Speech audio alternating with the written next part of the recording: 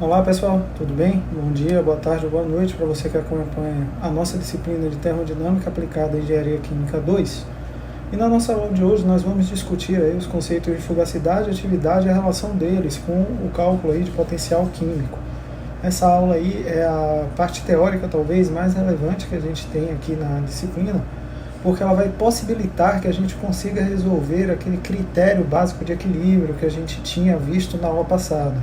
Só para que você recorde, a gente tinha falado do potencial térmico dado pela igualdade das temperaturas em todos os componentes em todas as fases, do potencial mecânico dado pela igualdade das pressões de todos os componentes em todas as fases, e da igualdade dos potenciais químicos de cada um dos componentes envolvidos no equilíbrio em cada uma das fases. Tínhamos falado ainda da abstração que representa esse conceito do potencial químico, que era um conceito muito abstrato que a gente não tinha muitas aplicações que tornavam possível calculá-lo de forma simples. Então o que a gente vai ver na aula de hoje é como a gente consegue correlacionar isso com variáveis mais palpáveis, como concentração, como temperatura, como pressão, para que a gente consiga calcular de forma efetiva o potencial químico a partir de funções termodinâmicas mais claras. Então, bora lá! É importante estabelecer nesse momento que quando o Gibbs introduziu o conceito ali do potencial químico, o nosso problema do equilíbrio de fases ele estava basicamente solucionado em toda a sua formulação teórica. Teoricamente falando, a gente tinha como resolver o problema do equilíbrio de fases. Mas o potencial químico é uma grandeza, conforme falei também na aula passada, muito abstrata. A gente não tinha utilidade para ele dentro de cálculos práticos, aí, por exemplo, dentro da área de engenharia química. Pensando nisso, então, o objetivo passou a ser correlacionar o potencial químico com quantidades que fossem fisicamente mensuráveis de forma simples e direta, tal como pressão, temperatura, composição, que são variáveis muito mais fáceis de serem mensuradas. Então, para estabelecer essa relação, a gente encontra uma dificuldade aparente, que é a primeira grande dificuldade que nos deparamos quando a gente vai aí utilizar cálculos desse sentido dentro de aplicações de engenharia, que a gente não consegue calcular aí o que a gente chama de valor absoluto do potencial químico. A gente consegue calcular apenas variações dessa grandeza. E essas variações acompanham qualquer mudança arbitrária que porventura aconteça nas variáveis independentes do nosso sistema. E aí começou uma variação muito grande de valores de potencial químico dentro dos cálculos de engenharia. Daqui a pouco a gente conversa como isso foi resolvido.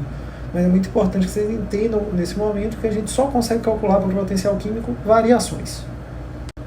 Isso acontece basicamente porque as nossas relações entre potencial químico e todas as variáveis independentes, elas estão na forma de equações diferenciais. E quando a gente integra, a gente dá origem a diferenças. Toda vez que a gente faz uma integral, a gente faz uma variação. E isso aí, por exemplo, a gente consegue ver um exemplo muito simples aqui para uma substância pura aí, quando a gente aplica a equação de Gibbs-Duhem, onde a derivada do potencial químico do componente I é igual a menos SI dt mais VI dP. Esses termos aqui, SI e VI, são o que a gente chama de entropia e volumes molares. Eles podem ser integrados aí de algum estado de referência, que eu estou chamando aqui de T0 e P0, até um estado qualquer de temperatura e pressão que represente a variação do nosso sistema. Fazendo isso, a gente chega nessa equação que vocês estão vendo aqui, que é o potencial químico nessa condição de temperatura e pressão do meu processo, é igual ao potencial químico na condição de temperatura e pressão padrão de referência, tá? Isso aqui é o que a gente precisa entender quando a gente faz cálculo de variação do potencial químico. O objetivo é que todo mundo parta desse mesmo valor, ou seja, que a gente tenha um estado de temperatura e pressão padrão, que seja um estado de referência universal, e isso aqui é a IUPAC garantiu pra gente, já ainda bem, menos essa integral que vai de T0, a temperatura do sistema, de SI dt, mais a outra integral que vai de P0, da pressão de referência até a pressão do sistema, de VI dP. Então observem que aqui eu tenho uma forma razoavelmente simples de calcular potencial químico em uma determinada condição de temperatura e pressão, mas claro, ainda com a dependência aqui de uma condição, de um estado de potencial energético aqui, do potencial químico, em uma condição de referência que a gente precisa ver como é que a gente determina. Então, pessoal, considerando aquelas duas integrais que a gente viu lá no slide anterior, naquela equação que a gente viu que possui duas integrais, vocês podem observar que se a gente avaliar aquela primeira integral, a gente consegue resolvê-la ao longo do intervalo de temperatura entre T0 e T, e a segunda ao longo do intervalo de integração entre P0 e P. E observem que para resolvê-las a gente precisa de conhecimento de dados térmicos e volumétricos, que conforme eu comentei, são dados aí mais razoavelmente simples de serem conseguidos. Entretanto, o potencial químico ali, o MIDI, né, a temperatura zero e pressão zero, é um número que até o momento é desconhecido para a gente. E daqui também o potencial químico no estado qualquer de temperatura e pressão, né, ele é expresso aí de forma relativa ao seu valor, claro, mas dentro de um estado de referência que a gente estava considerando ali T0 e P0 para que a gente consiga calcular esse valor aqui do MIDI nessa condição de referência.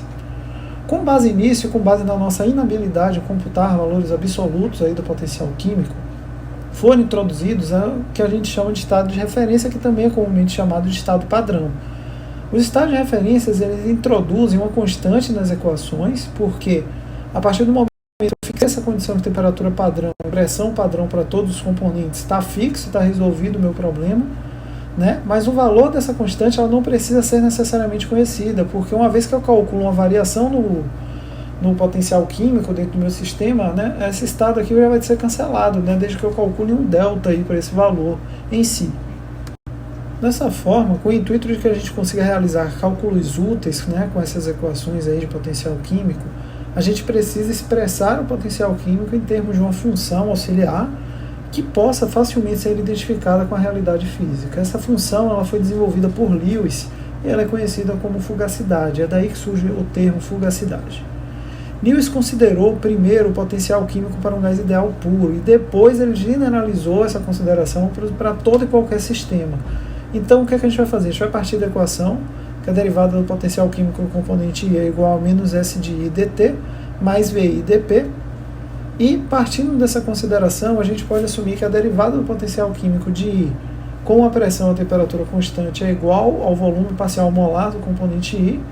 E se esse VI for dado para uma equação do gás ideal, né, que é RT dividido por P, a gente pode substituir isso e integrar a temperatura constante, de forma que a gente vai chegar nessa expressão aqui, ó, que é μ de I menos μ de I de zero igual a RT ln de P dividido por P0. Essa equação, vejam, consegue para a gente um fator muito fácil para que a gente consiga determinar o potencial químico. Agora eu consigo determinar esse potencial, que era uma grandeza completamente abstrata dentro do conhecimento que eu tinha anteriormente, a partir aí de dados, né, de composição dos componentes envolvidos, ou seja, de R, de T, né, dali do meu sistema, né, das características tanto da constante do gás ideal como da temperatura, que são variáveis aí dentro de um processo isotérmico constantes, e das características de composição ali expressas em termos de pressão, né, se a gente considerar a pressão parcial do componente. Então, eu vou depender aí da pressão total do sistema e da pressão do sistema nesse estado de referência. Observem que eu não dependo mais aqui de nada que seja uma abstração completa, eu estou dependendo de variáveis plenamente determináveis e conhecíveis dentro de um sistema aí em equilíbrio líquido-vapor, por exemplo. O que essa equação anterior diz para a gente é que para um gás ideal, a variação do potencial químico em um processo isotérmico de P0 a P é igual ao produto de RT pelo logaritmo aí das razões de pressão, né, entre a pressão total do sistema e a pressão do estado de referência. Ou seja, a temperatura constante, a variação da quantidade termodinâmica desconhecida e abstrata, que é o potencial químico, é simplesmente uma função logarítmica de uma quantidade real e facilmente mensurável, que é a pressão. O grande problema é, essa equação ela foi desenvolvida, planejada e adequada aí, né, única e exclusivamente para um gás ideal puro. Então a gente não consegue utilizá-la, por exemplo, para uma mistura de componentes que não sigam aí o sistema, ou até mesmo para um componente puro que não tenha comportamento ideal. Então a gente precisa arrumar um jeito de resolver essa característica aqui, que é o grande limitador de uso dessa equação que a gente acabou de ver. Para fazer então a generalização desse resultado, Lewis definiu uma função f que ele chamou de fugacidade, de modo que, para um processo isotérmico de qualquer componente em um sistema, seja ele sólido, líquido ou gasoso, puro ou misturado, ideal ou não ideal, a variação do nosso potencial químico ela vai poder ser determinada por essa equação aqui, ó, que me diz que o potencial químico do componente I menos o potencial químico do componente I no estado de referência é igual a RT ln de Fi, que é a fugacidade do componente I, dividida pela fugacidade do componente I no estado de referência. Um ou outro, né, o potencial químico aí do componente I no estado de referência ou a fugacidade do componente I no estado de referência vai ser arbitrário. Mas a gente não pode escolher os dois independentemente. Quando a gente escolher um deles, o outro é fixado automaticamente na mesma condição. Ou seja, se eu fixar aí o valor da fugacidade do componente I no estado de referência, automaticamente eu fixei o valor do potencial químico do componente I no estado de referência. Um válido também para o caso contrário. Se eu fixar aqui o potencial químico desse componente I no estado de referência, eu fixei a fugacidade do componente I no mesmo estado de referência. Para um gás ideal, então, a fugacidade é igual à pressão, e para o componente I na mistura de gases ideais é igual à pressão parcial do componente. Como eu falei lá na equação original, né, a gente traz esse conceito de composição para dentro do meu sistema por meio aí desse conceito de pressão parcial. Lembrando que a pressão parcial do componente é dada pela composição dele na fase vezes a pressão total. Nessa equação aqui a gente está considerando a fase vapor, então ela está escrita como YI vezes a pressão total. E esse YI é a fração molar do componente I na mistura e P é a pressão total do sistema. Já que todos os sistemas puros ou misturas aproximam-se do comportamento do gás ideal a pressões muito baixas, a definição do conceito da fugacidade ela é completada por esse limite aqui, ó, que me diz que a fugacidade do componente I dividido por YI vezes a pressão total tende a 1 quando a pressão do meu sistema tende a 0. Com isso aqui eu estou assumindo que esse comportamento aqui que eu tenho de gás ideal existe nas regiões limites aqui de pressão tendendo ali a valores muito baixos, que é o limite do comportamento de gás ideal propriamente dito. Dessa forma, a equação fugacidade do componente I na fase alfa igual à fugacidade do componente I na fase beta vai ser exatamente análoga ao potencial químico do componente I na fase alfa é igual ao potencial químico do componente I na fase beta. Do ponto de vista termodinâmico, tanto faz eu usar essa equação ou usar essa equação aqui dada diretamente para o potencial químico. Entretanto, do ponto de vista prático, é muito mais útil que eu utilize essas expressões em termos de fugacidade do que em termos de potencial químico. Por quê? Porque isso aqui é uma generalização, eu consigo escrever da forma que eu desejar. Dessa forma, o nosso problema daqui para frente, dentro da disciplina de termodinâmica aplicada em engenharia química 2, se torna muito mais facilmente resolvível. Por quê?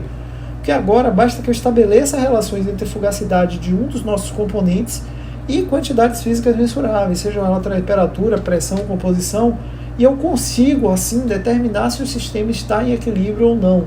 Um exemplo simplificado desse trabalho, né, desse cálculo, em relação aí ao comportamento de fases dos sistemas, é dado aí pelo estabelecido pelo que a gente conhece como a lei de Raoult. E as nossas próximas aulas, né, o módulo 1, parte 5, é dedicado efetivamente a realizar esse cálculo. Então isso aqui é a aplicação que teremos para essa fundamentação teórica dentro de uma finalidade prática de cálculo para um sistema em equilíbrio líquido-vapor.